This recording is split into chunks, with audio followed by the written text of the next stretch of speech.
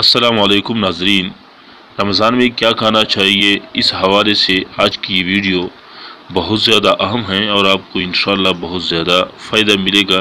اس video کو شروع سے لے کر آخر تک دیکھیے گا۔ پاکستان سمیت دنیا بھر میں رمضان کا مہینہ خاص اہتمام کے ساتھ منایا جاتا ہے۔ اس ماہ مبارک میں انسان کو نہ صرف جسمانی بلکہ روحانی فوائد بھی حاصل ہوتے ہیں۔ صرف 2 وقت کھانے پینے سے انسانی جسم میں مثبت تبدیلیاں آتی ہیں اور صحت پر اچھے اثرات مرتب ہوتے ہیں، لیکن یہ اس وقت ممکن ہے جب افطار اور سحر میں متوازن غذا تناول کی جائے۔ رمضان میں کھانے پینے کی اشیاء کا چناؤ مشکل ہو جاتا ہے اور لوگ زیادہ تر تیل میں فرائی کی ہوئی غذاؤں کا انتخاب کرتے ہیں، جو کسی طور پر بھی درست نہیں۔ رمضان میں جن اشیاء کا استعمال کرنا چاہیے ان کے بارے میں آپ کو اسی ویڈیو میں بتانے جا رہا ہوں۔ ویڈیو شروع کرنے سے پہلے آپ ہمارے چینل کو سبسکرائب ضرور کریں تاکہ اس طرح کی مزید ویڈیو بھی آپ کو سب سے پہلے موصول ہو سکیں۔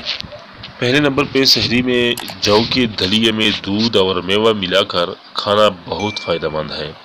سحری میں دہی کا استعمال بھی معدے کو فائدہ پہنچاتا ہے اور گرمی کے روزوں میں اس کا استعمال صحت کے لیے بہت زیادہ ضروری ہے۔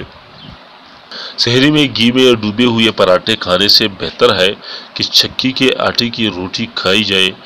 اس سے جلد بھوک کا احساس بھی نہیں ہوتا اور وزن بڑھنے کا ڈر بھی نہیں رہتا۔ اس کے ساتھ ساتھ بنی ہوئی مرغی، گائے یا بکرے کے گوشت کا استعمال بھی کیا جا سکتا ہے۔ افطار میں کیا کھانا چاہیے؟ روزے کھولتے وقت پانی یا کھجور استعمال کریں، لیکن زیادہ بہتر یہ ہے کہ روزہ کھجور سے افطار کیا جائے۔